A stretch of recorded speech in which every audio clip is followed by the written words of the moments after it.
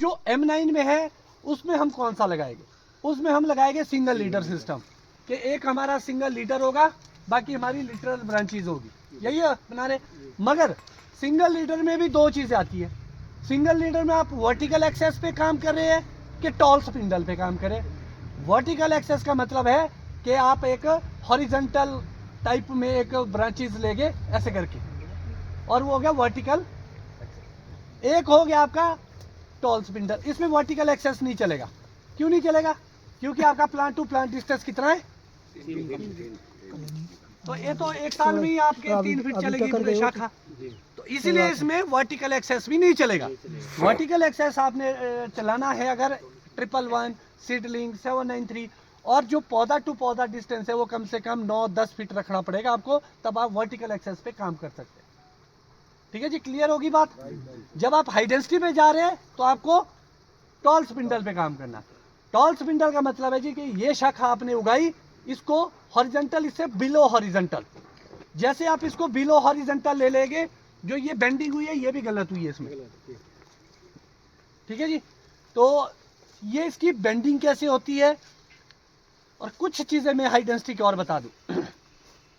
एक जो आपका लगभग 10 फीट का पौधा होगा, 10-11 फीट का पौधा, उसमें फ्रूटिंग जो फेदर्स हो गए वो कम से कम 22 और 23 हो गए।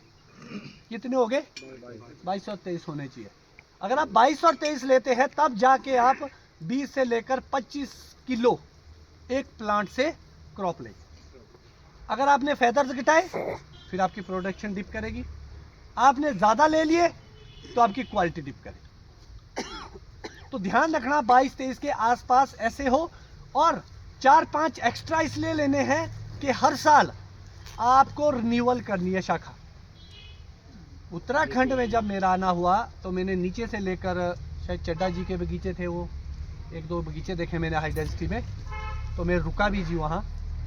तो यहाँ पर जो प्रॉब्लम है वो है प्रूनिंग और ट्रेनिंग की ज़्यादा। बगीचे तो आप लोग लगा लेंगे, चाहे अपने दम से लगाओ, चाहे विभाग के दम से लगाओ, सरकार के दम से लगाओ, मगर करनी तो आपको है जी, वो तो नहीं आएगी।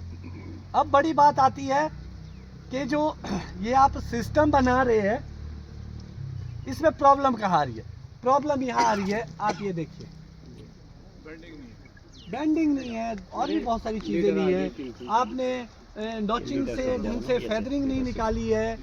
ये देखो पूरा ब्लैंक है यहाँ पे, अच्छा खासा एक फेदर यहाँ था, 2 यहाँ था, 2 इन्होंने रिमूव कर दिए, 2 का लॉस हो गया। तो याद आपने जी एक फेदर की वैल्यू वहाँ से ले गए कि एक फेदर को तैयार करने में आपको 365 दिन का इंतजार करना पड़ा नहीं? तो 365 दिन की मेहनत आपके प्रूनर ने 1 सेकंड में खत्म कर दी। अब इसके बाद पीजिया लगाओ, नॉचिंग निकालो, फिर फेदर निकालो, तो इसीलिए आपको ध्यान रखना पड़ेगा कि आप कैसे